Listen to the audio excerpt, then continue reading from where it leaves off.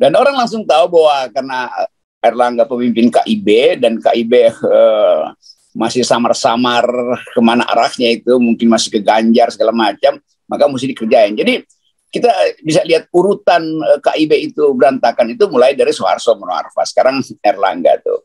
Jadi jelas arahnya itu membubarkan KIB. Tapi mungkin juga memang ada fakta yang dulu juga udah disebutin soal garam ini. Jadi saya kira PDIP merasa udah nih KIB bubarin aja, nggak jelas arahnya tuh. Lalu PDIP mungkin berpikir di ujung kita selamatkan Ganjar, tapi kita bubarkan KIB. Nah itu mulai di sprindik kanan. Kan itu cara berpikirnya. Tetapi orang langsung berupaya untuk lihat, oh itu berarti tadi Bu Susi memang gampang-gampang aja. Kan Susi bilang bahwa dia cuma izinkan 1,3 ton. 1,8.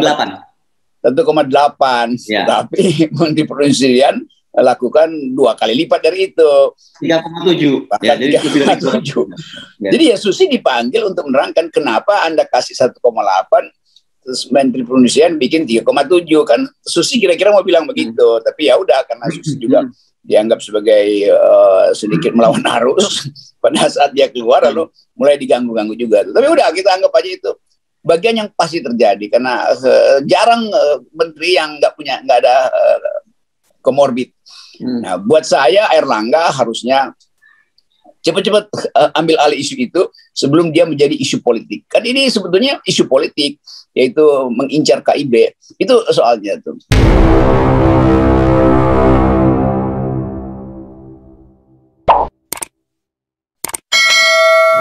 Halo Bung Rocky, ini kita ketemu di akhir pekan, tapi selalu kayaknya kita nggak bisa ngomong terlalu santai ya di akhir pekan tuh, karena topik-topiknya selalu topik yang berat gitu. Ya, kita bikin ringan tapi tetap menusuk. Iya. Oke, jadi terpaksa ya, topiknya tetap berat, tapi cara delivery-nya kita buat ringan gitu supaya orang nggak terlalu mengkerenyit keningnya gitu. Dan dalam sejak kemarin ini orang memang sedang lagi banyak ketawa-ketawa itu. Saya kira politik loh, tapi menarik bisa ditertawakan ini soal pernyataan Ganjar yang dicapreskan oleh partai PSI, dan kemudian dia tanya PSI itu sopo iku, katanya. PSI siapa itu? Jadi sekarang singkatannya rupanya PSI jadi dapat singkatan baru. PSI itu partai sopo iku. Jadi itu hal yang akhirnya terbuka bahwa Ganjar ingin sesuatu yang lebih final, bukan sekedar para pecicilan itu. Kan justru dia dijebakkan di dalam soal yang berbahaya karena dianggap sebagai PSI, lalu PSI dikaitkan dengan oligarki. Kan publik akhirnya lihat begitu tuh. Tentu Ganjar juga diasuh oligarki, tapi dia nggak mau bagian-bagian receh dari oligarki ini yang mendukung dia. Dan Ganjar juga pasti berpikir ini pasti cari duit nih PSI. Kan kalau PSI ucapkan deklarasi Ganjar, itu artinya bagi PSI tolong biayai kami, kan begitu kan otak-otak bocilnya ini kan. Jadi bagian-bagian buruk dari upaya seolah-olah kami pro Ganjar, ya Ganjar juga ngerti, jangan tipu gue lah kira-kira gitu kan, gue udah paham lah gitu. Jadi pukulan balik bagi PSI, dan itu yang menunjukkan bahwa kualitas PSI memang dari awal itu rentan untuk dimainkan oleh siapa aja. Ini partai yang akhirnya jadi mainan semua orang. Itu yang saya sayangkan. Padahal saya selalu ingatkan, saya yang paling pertama membrief PSI dalam bidang ideologi itu. Bahwa Anda generasi baru, coba bikin politik yang bersih, tapi akhirnya jadi pragmatis semua kan. Nah itulah nasib dari politik yang sekedar diasuh untuk menikmati bonus material, tapi kemudian kehilangan pakem itu kan. Itu masalahnya. Masalah dari PSI yang juga awalnya teman-teman saya, tapi kemudian membuli-buli saya. Nah, itu rasain guys, sekarang dibully langsung oleh Ganjar kalian. Oke, tapi saya kira selain soal tadi, yang membuat ini membuat Ganjar makin kikuk gitu dalam hubungannya dengan PDIP ya, tentu saja ya, kalau dengan pencapresan ini.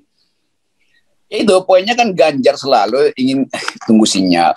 Tapi mungkin juga di ujungnya nanti PDIP anggap ya udah, daripada nggak ada akar rotan pun berguna, daripada nggak ada calon Ganjar pun berguna, kan gitu kan. Jadi kader PDIP tanpa kader ya akhirnya orang lihat mana yang rasional tuh. Nah PSI mungkin melihat itu bahwa akhirnya Ganjar akan ke PDIP, padahal sebetulnya politik hari ini betul-betul sangat cair dan semuanya bisa terjadi itu. Tentu Pak Jokowi tetap ingin Ganjar, tetapi ya tukar tambahnya apa? Pada akhirnya kan itu intinya. Sementara Anies melesat dan poin yang kita selalu ingin tunggu adalah kapan Anies dijegal secara sistematis. Kan ini baru jegal kecil-kecil kan. Dan kita mesti kasih tahu bahwa pasti Anies akan dijegal. Bukan kita ingin Anies dijegal, tapi dalam kalkulasi yang habis-habisan, Anies pasti dijegal. Bahkan Pak Prabowo, Gerindra pasti akan menjegal Anies kan. Kan nggak mungkin Anies beredar langsung bersaing dengan Prabowo. Dan kalau Ganjar mungkin lebih mudah disingkirkan dalam opini publik karena kontras langsung terjadi. Ganjar cuma tetesan Jokowi, Anies betul-betul kontra paradigm, ada hal baru. Nah Prabowo siksak di antara itu tuh. Nah kesulitan Prabowo adalah memastikan dia akan meneruskan proyek Pak Jokowi atau betul-betul jadi otonom dalam radar Jokowi, itu intinya. Oke, jadi lumayan lah ya kita walaupun ngomong politik tapi rada ringan dulu karena saya lihat sekarang ini banyak sekali di media sosial orang lagi banyak ketawa-ketawa ini, jadi saya pikir bagus juga lah dalam situasi yang seperti sekarang masih ada yang bisa membuat tertawa. Dalam hal ini menurut saya jasa PSI tetap harus kita akui berhasil membuat situasi politik menjadi lebih cair gitu, menjadi lebih lucu. Ya bagian itu yang kita support PSI lakukan lebih banyak tuh lucuan. Karena ya paling nggak ada cocktail effect di situ kan. Iya. Jadi ekor jasnya itu mungkin dapat 0,0% di situ. Yeah. Tapi jangan sekedar cocktail effect. Ini sebetulnya orang melihat bahwa itu ya permainan anak kecil yang udah kehabisan mainan lalu cari mainan yang akhirnya Ganjar dipermainkan di situ tuh. Kan itu sebenarnya mempermainkan Ganjar tuh. Apalagi Ganjar nggak ada di situ tuh. Jadi ini sebetulnya cocktail effect aja ya, kalau sekarang bukan cocktail effect atau party effect. Jadi yes. Oke, sekarang kan sudah agak kendor dulu sarafnya dulu. Nah, kita ngomongin yang serius. Ini Bung Rocky kelihatannya ada tanda-tanda. Saya lihat ini Menko Perekonomian Airlangga Hartarto bakal disperindikan ini kelihatannya. Wah, ini istilah sperindikan ini jadi ngetren sekarang ini, dan yang main ini adalah Kejaksaan Agung. Ini berkaitan dengan impor garam dan itu terjadi pada waktu dia masih menjadi Menteri Perindustrian 2016 sampai 2019 karena yang diperiksa oleh Kejaksaan Agung itu periode 2016 sampai 2022 dan sudah Bu Susi sudah dipanggil gitu. Kata dia Bu Susinya santai, kenapa sih heboh banget gitu kan, biasa maksudnya dipanggil. Rupanya Bu Susi merasa tenang-tenang aja tuh, gue cuma dimintain opini gue tentang ini kan kira-kira, atau penjelasan gue tentang bagaimana rekomendasi soal impor garam itu gitu. Itu kalau kita lihat sinyalnya, kalau dipanggil kejaksaan, orang langsung berpikir jaksanya partai mana, kan kira-kira begitu tuh. Jadi dianggap wah itu. Dan orang langsung tahu bahwa karena Airlangga pemimpin KIB dan KIB masih samar-samar kemana arahnya itu, mungkin masih ke Ganjar segala macam, maka mesti dikerjain. Jadi kita bisa lihat urutan KIB itu berantakan itu mulai dari Soeharto Monoarfa, sekarang Airlangga tuh. Jadi jelas arahnya itu membubarkan KIB. Tapi mungkin juga memang ada fakta yang dulu juga udah disebutin soal garam ini. Jadi saya kira PDIP merasa udah nih KIB bubarin aja, nggak jelas arahnya tuh. Lalu PDIP mungkin berpikir di ujung kita selamatkan Ganjar, tapi kita bubarkan KIB. Nah itu mulai di sprindik-sprindikan. Kan itu cara berpikirnya. Tetapi orang langsung berupaya untuk lihat, oh itu berarti tadi Bu Susi memang gampang-gampang aja. Kan Susi bilang bahwa dia cuma izinkan 1,3 ton. 1,8. Ya. Tapi Menteri Perindustrian lakukan 2 kali lipat dari itu. 3,7. Ya, jadi 3,7. Jadi ya Susi dipanggil untuk menerangkan kenapa Anda kasih 1,8. Terus Menteri Perindustrian bikin 3,7 kan. Susi kira-kira mau bilang begitu, tapi ya udah karena Susi juga dianggap sebagai sedikit melawan arus pada saat dia keluar, lalu mulai diganggu-ganggu juga. Tapi udah kita anggap aja itu bagian yang pasti terjadi karena jarang menteri yang nggak ada komorbid. Nah, buat saya Airlangga harusnya cepat-cepat ambil alih isu itu sebelum dia menjadi isu politik. Kan ini sebetulnya isu politik, yaitu mengincar KIB. Itu soalnya tuh. Agak sulit ya kita melepaskan ini dari soal politik ya. Ya. Kan kan semua data tuh disimpan, disembunyikan. Nanti kalau ada seseorang mau naik tuh kakinya tuh disprindikan. Nanti setelah itu macam-macam tuh kan Pak Erlangga banyak kasus, dari kasus yang privat sampai kasus yang publik. Jadi Golkar diuji sekarang mau merapat ke Jokowi atau mau main-main dengan oposisi. Karena mungkin terbaca Erlangga juga kasih sinyal pada Anies Baswedan. Kan hal-hal semacam itu dibaca oleh istana sebagai berbahaya kalau KIB itu tidak kompak. Padahal kita udah sebutkan dari awal beberapa minggu lalu pasti kabinet Pak Jokowi udah berantakan tuh karena semua ingin selamatin diri itu. Jadi udah ini langkah-langkah terakhir untuk mengkonsolidasi, tapi dia bisa juga jadi backfire apa ya kan. Kalau Erlangga bilang saya mendukung Anies, lalu Erlangga cari penyelamatan pada opini publik tuh. Dan itu juga teknik yang bagus saja. Ini kita gambarkan ini secara permainan aja tuh, bukan kalau kita pasang cara berpikir etika ya semuanya memang berantakan, memang ngaco. Ya. Nah, tapi kalau tadi nuansanya politik lebih kuat gitu ya, pertanyaan saya, apakah ini indikasi bahwa front antara istana dengan PDIP itu semakin menguat? Karena kita tahu waktu kasus dulu sawit, waktu yang melibatkan juga Menteri Perdagangan ya, Lutfi, itu kan itu juga dengan tegas bahwa itu bagian dari operasi untuk 3 periode, pengumpulan dana untuk 3 periode, dan kita waktu itu jadi paham kenapa kemudian kejaksaan yang memainkan bukan KPK kan. Iya kan selalu ada isu sampingan di situ tuh. Tapi isu utama adalah persaingan antara Pak Jokowi dengan Ibu Mega. Kan itu isu utamanya kan di situ tuh. Jadi yang lain itu ya kita masukkan dalam persamaan politik itu, dalam equation politik itu. Nah, sekarang kita mau uji seberapa kuat Erlangga itu mengkonsolidasikan Golkar. Karena ini cuma soal Golkar mampu nggak untuk mencegah Erlangga disprindikan. Nah, tukar tamanya apa dengan Pak Jokowi? Nah, Ibu Mega juga merasa ya kalau melapor-lapor ke Teguh Umar mungkin bisa diatur jenis sprindiknya tuh. Kira-kira begitu. Kita mesti lihat ini sebagai ya political game murni itu. Kalau soal pidananya ya kalau dari awal aja kan. Jadi selalu ada yang disimpan, dan yang disimpan itu dalam upaya untuk menjegal lawan politik. Ya, dan belajar pengalaman dari kasus ekspor kelapa sawit, kan kita tahu kemudian kasusnya bisa dilokalisir gitu ya, hanya sampai level dirjen, level pengusaha, dan level perantara, sampai level kementeriannya tidak. Padahal orang pasti waktu itu orang berpikir mana mungkin level dirjen bisa ngambil keputusan yang begitu besar, ngambil keputusan yang begitu besar tanpa ada permainan dengan di atasnya atau blessing dari di atasnya.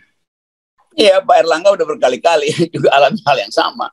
Dan yang kena adalah ya sebagai Menko agak jauh tuh. Tapi ini dia sebagai Menteri Perindustrian pada waktu itu tuh.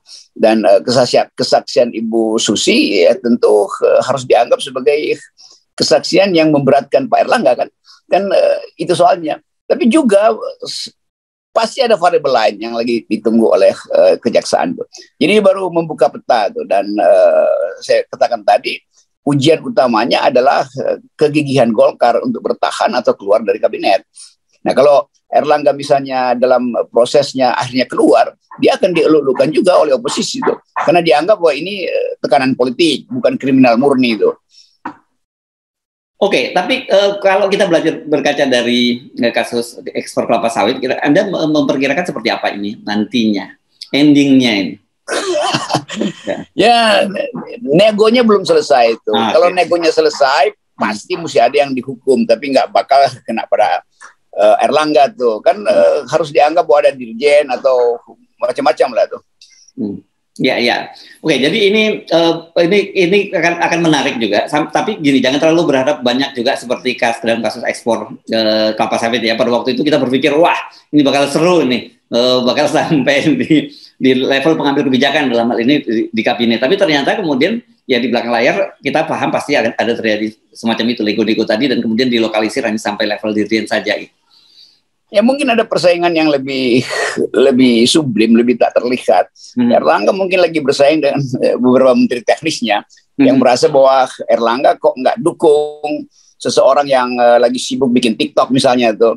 Jadi poin-poin ini yang hanya samar-samar bisa kita pahami itu, bahwa ya sodok menyodok, tukar tambah kasus tuh. Tapi tetap karena udah dibuka ke publik, ini soal kuota yang angkanya udah ada dari 1,8 jadi 3,7, tinggal itu yang dipertanggungjawabkan Erlangga. Kenapa 3,7? Kan sebetulnya memang Ibu Susi memang diminta untuk kasih pertimbangan, tapi kan pertimbangan Ibu Susi nggak harus diikuti oleh perindustrian waktu itu. Perindustrian punya jalan pikiran sendiri kenapa impornya melebihi apa yang diusulkan oleh Ibu Susi. Ibu Susi poinnya adalah proteksi petani garam, karena itu jangan banjiri dengan impor.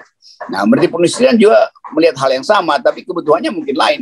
Di belakang itu ada tekanan oligarki supaya garamnya itu tersedia sebagai stok, ternyata berlebih lalu dioper ke pasar sehingga garam lokal itu harganya jatuh. Oke, kita sekarang tinggalkan dulu persoalan hukumnya, tapi kita justru dengan adanya peristiwa hukum ini kita bisa membaca fenomena politiknya gitu, konstelasi politiknya. Jadi seperti apa ini? Nah, itu. Jadi konstelasi politiknya begitu. Yang dalil kita dari dulu dalam keadaan Pak Jokowi memasuki ketidakpastian, maka ketidakpastian itu dimanfaatkan oleh unsur-unsur di dalam atau faksi-faksi dalam kabinet Jokowi untuk bermain politik. Jadi begitulah keadaan yang kita sebut the beginning of the end. Semuanya berupaya untuk menyelundupkan kepentingan sambil pelan-lahan meninggalkan istana. Jadi terlihat bahwa Pak Jokowi pada akhirnya akan kesepian tuh. Karena dia nggak punya grip lagi terhadap politik, dan PDIP justru punya grip karena PDIP punya kejaksaan, kira-kira begitu cara berpikirnya. PDIP punya Badan Intelijen Negara. Walaupun orang akan protes, nggak begitu, iya, tetapi modus politik ini kita baca dari awal, siapa yang jadi jaksa, siapa yang jadi BIN, itu harus ada koordinasi politik, kan begitu hasilnya. Lebih dari itu, tentu saja Bu Megawati adalah ketua umum sebuah partai terbesar di Indonesia. Sementara Pak Jokowi itu ya bukan siapa-siapa, dia hanya petugas partai kalau di PDIP kan gitu ya. Tuh, dan kelihatannya power Pak Jokowi meredup itu, dan Ibu Mega bertambah. Walaupun secara teknis pertambahan power Bu Mega itu tidak menghasilkan calon yang ditunggu-tunggu kan. Kan powernya bertambah karena bisa mengarahkan kasus misalnya itu. Tetapi itu tidak paralel dengan bertambahnya elektabilitas Mbak Puan. Kan itu rumitnya di situ tuh. Jadi nggak ada gunanya juga Ibu Mega berkelahi dengan Pak Jokowi, tapi tidak ada efek naiknya elektabilitas Ibu Puan. Itu di situ konyolnya di situ, atau jangan lupa pakai istilah konyol lah. Absurdnya di situ. Walaupun saya udah sebutin konyolnya. Tapi harusnya kan dalam situasi semacam ini konsolidasi yang harusnya dilakukan gitu. Tapi karena kepentingan yang berbeda tadi, saya kira membuat mereka sulit untuk menyadikan titik temu walaupun berkali-kali sudah mencoba dijembatani gitu. Ya itu betul tadi. Harusnya PDIP konsolidasi. Tetapi karena konsolidasi sudah maksimal, maka beralihlah isu politik ke lawan politik kan. Kan Erlangga tetap masih dianggap lawan politik Mega karena belum final, masih main-main dengan Ganjar misalnya karena perintah Pak Jokowi. Jadi KIB itu jadi medan ukur atau cara kita mengukur relasi antara Jokowi dan Megawati. Nah, saya berasumsi dari awal itu pasti bubar KIB itu. Karena Pak Jokowi nggak bisa lagi kontrol hasrat dari ketua-ketua Partai Putih. Dimulai dari penanda Pak Soeharto Monoarfa, lalu sekarang soal Ganjar dan Anies makin dari Golkar. Tanjung dari Golkar dan Anies makin moncer, dan pemuda Pancasila udah kasih dukungan pada Pak Anies, dan Pak Listio ada di situ, dan tentu Pak Jokowi agak curiga kenapa Pak Listio ada di tim pendukung Anies, kira-kira begitu kan? Sinyal-sinyal itu yang orang mungkin nggak disalamin lagi ya.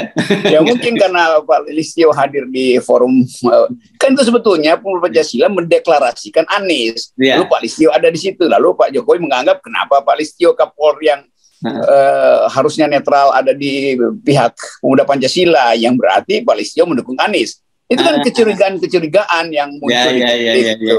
Nah, itu ya mungkin Pak waktu salaman ditegur sama Pak Jokowi. Itu Anda kenapa ada di forum pemuda Pancasila? Oh hanya gini. Lalu Pak Jokowi anggap ya udahlah, lalu dia pergi tanpa salaman. Nah, ini imajinasi saya, ya, ini imajinasi. Analisis ya itu. Oke, baik Bung Rocky, dan kita pastikan, kita hampir pastikan ya kekacauan semacam ini yang Anda sebut sebagai kakofoni itu akan terus berlangsung gitu ya, menjelang sampai kalau kita bisa sampai pada tahun 2024 gitu ya. Wah, ya. Jangan pesimis gitu. Oke. Tapi kita selalu bedakan, kita pesimis yang rasional. Ada yang optimis tapi irasional. Nah, itu bahaya. Jadi, 0% itu adalah optimisme kita untuk yang rasional dan kalkulatif. Thank you. Oke.